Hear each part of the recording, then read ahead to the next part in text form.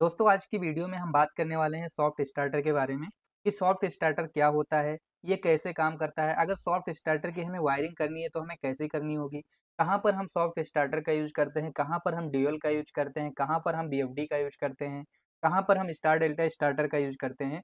आज इस वीडियो में हम इन सब के बारे में फुल डिटेल में बात करेंगे और आपको सॉफ्ट स्टार्टर की वायरिंग करना भी सिखाएंगे कि अगर आपको सॉफ्ट स्टार्टर की वायरिंग करना है तो आप कैसे करोगे। तो आप यहाँ पर स्क्रीन पर देख सकते हो स्क्रीन पे कि यहाँ पर आपके पास एक सॉफ्ट स्टार्टर का इमेज भी है और एक मोटर भी है। इस मोटर को सॉफ्ट स्टार्टर से हमें चलाना है, तो हम कैसे-कैसे चलाएँगे ये हम स्टेप बाय स्टेप समझेंगे। लेकिन उससे पहले आप लोगों से एक रिक्वेस्ट है कि अगर आपने अभी तक भी हमारे चैनल को सब्सक्राइब नहीं किया है, तो प्लीज़ चैनल को सब्सक्राइब कर दीजिएगा, क्योंकि हम आपके लिए ऐसे ही इंटरेस्टेड ऑटोमेशन से रिलेटेड वीडियो लाते रहते हैं। दोस्तों देखिए जो स्टार्टर होता है इसका काम क्या होता है, सबसे पहले ये समझना बहुत ज़रूरी होता है। देखिए जो स्टार्टर होता है ये 3 फेज इंडक्शन मोटर को स्टार्ट करने के लिए हम लोग बनाते हैं।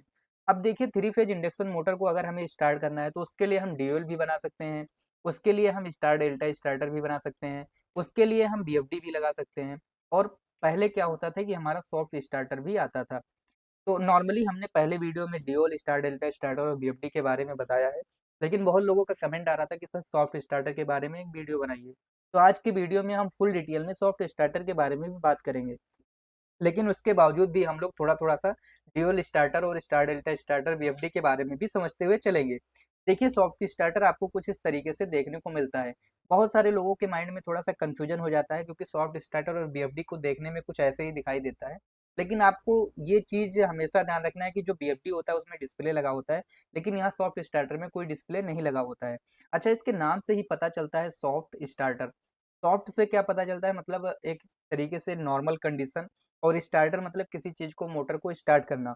अब क्या है कि जब हम एक मोटर को स्टार्ट करते हैं, तो जब हम मोटर को स्टार्ट करते हैं तो मान लीजिए अगर हमने ड्यूल बनाया है या स्टार डेल्टा स्टार्टर बनाया है, तो जब मोटर को स्टार्ट करेंगे तो वो स्टार्टिंग करंट कुछ ज़्यादा लेगा।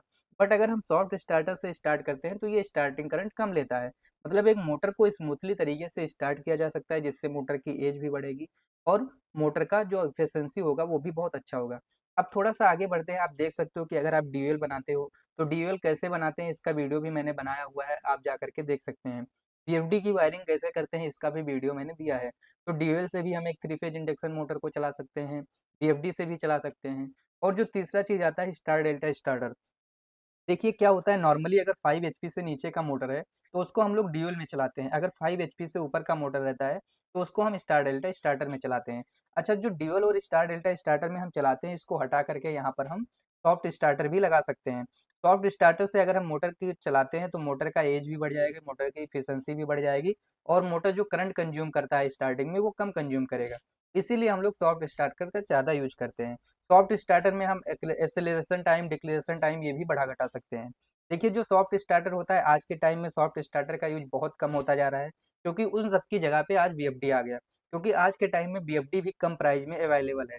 तो जहाँ पर हमें स्टार डेल्टा स्टार्टर लगाना रहता है या ड्यूल स्टार्टर लगाना रहता है, लोग ज़्यादातर यूज़ करते हैं बीएफडी का। क्योंकि बीएफडी में सेफ्टी फीचर्स भी बहुत सारे होते हैं, एक्सेलरेशन, डिसेलेरेशन टाइम भी होता है और भी बहुत सारे फंक्शन बीएफडी के अंदर होते हैं।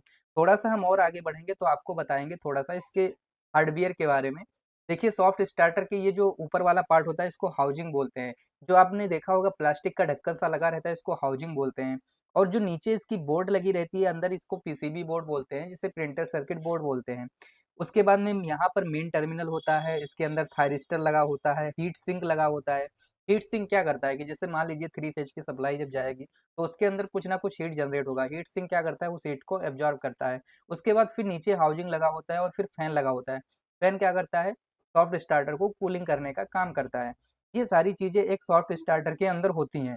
अब थोड़ा-सा हम बात करें सप्लाई वोल्टेज के बारे में, कि अगर सॉफ्ट स्टार्टर को हमें सप्लाई वोल्टेज कैसे-कैसे देना होता है, क्या-क्या होता है, तो इसके बारे में अगर हम बात करें, तो आप देख सकते हैं कि कॉमन वैल्यू 110 से लेकर के 120 या 220 से 240 वोल्ट का यूज़ करके हम कंट्रोलिंग करते हैं। एक्चुअली कंट्रोलिंग का मतलब ये होता है कि जैसे आप स्टार्ट स्टॉप करते हैं, तो स्टार्ट स्टॉप करने के लिए आप हमेशा सिंगल फेज का ही यूज़ करते हैं। तो ये जो सप्लाई होगा ये 220 से लेके 240 तक का हम यूज़ करेंगे। अब जैसे मान लीजिए कि एक मोटर को अगर आपको कनेक्ट करना है तो आप कैसे कनेक्ट करेंगे? तो आप देख सकते हैं कि यहाँ पे L1, L2, L3 टर्मिनल दिया हुआ है, जहाँ से आपका आरवाईबी सप्लाई आएगा और ये फिर T1, T2, T3 से निकलेगा, जो कि जाकर के यहाँ एक मोटर में कनेक्टेड हो जाएगा। इस तरीके से आप इसका सप्लाई कर सकते हैं। देखिए यहाँ पर क्या है, main voltage and supply voltage to ये सॉफ्ट स्टार्टर, और यहाँ पे क्या है, main voltage and control voltage to ये सॉफ्ट स्टार्टर। मतलब दोनों चीज़ें दिखाई गई हैं, एक मेन वोल्टेज और सप्लाई वोल्टेज, दूसरा main voltage and control voltage. और भी आपके डिफरेंट वे हैं जो कि सॉफ्ट स्टार्टर को कनेक्टिंग करने का काम करते हैं। वो तरीके मैं आपको बताऊँगा कि आप सॉफ्ट स्टार्टर को कितने तरीके से कनेक्ट कर सकते हैं। देखिए एक तो तरीका ये नॉर्मली होता है कि आपके पास सॉफ्ट स्टार्टर होता है, आप यहाँ से एक एमसीबी लगा दिए। एमसीबी लगाने के बाद में आपने यहाँ पर एक कॉन्टैक्टर लगा दिया, जैसे मान लीजिए कॉन्टैक्टर को के नाम दे दिया हमने। उसके बाद में यहाँ पर आपने क्या किया, सॉफ्ट स्टार्टर लगा दिया और आपने यहाँ पर मोटर लगा दिया। और उसके बाद में एक दूसरा तरीका ये होता है कि आपने सॉफ्ट स्टार्टर को डायरेक्टली सप्लाई दे दिया और यहाँ कॉन्टैक्टर की हेल्प से इसको ऑन ऑफ करते हैं। मतलब एक स्टार कनेक्शन बोल बोल सकते हैं और एक डेल्टा कनेक्शन भी बोल सकते हैं। अगर हम सॉफ्ट स्टार्टर को कनेक्टेड करते हैं इन लाइन विथ मोटर, और अगर हम सॉफ्ट स्टार्टर को कनेक्टेड करते हैं इनसाइड डेल्टा, तो हमें इस तरीके से कनेक्शन करना होगा। आप चाहो तो इस तरीके से कनेक्ट कर सकते हो, आप चाहो तो इस तरीके से कनेक्ट कर सकते हो। ये डिपेंड करता है आपके ऊपर। अच्छा मान लीजिए कि अब सबसे बड़ी कन्फ्यूजन ये होती है कि इसकी कंट्रोलिंग कैसे करेंगे, तो आप ऐसा कनेक्शन कर सकते हो। ऐसा कनेक्शन करने के बाद में इसमें 2 टर्मिनल दिए होते हैं कंट्रोलिंग के लिए, जो आपको यहाँ पे दिखाया गया है। देखिए एक पे हम स्टार्ट करने के लिए पुश बटन लगा सकते हैं, दूसरे पे स्टॉप करने के लिए पुश बटन लगा सकते हैं। ये कॉमन टर्मिनल होता है जिसमें हम क्या करते हैं, 24 वोल्ट सप्लाई जो निकलता है, इसी को हम स्टार्ट और स्टॉप में देते हैं और इधर हमारा सप्लाई वोल्टेज रहता है। तो इस तरीके से हम एक सॉफ्ट स्टार्टर की वायरिंग कर सकते हैं। तो मुझे उम्मीद है कि सॉफ्ट स्टार्टर आपको समझ में आया होगा।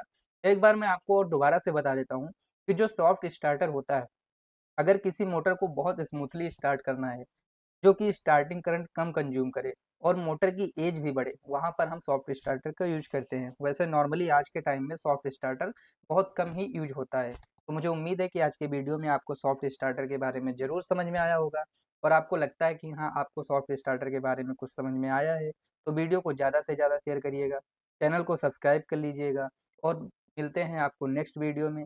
जय हिंद, जय भारत।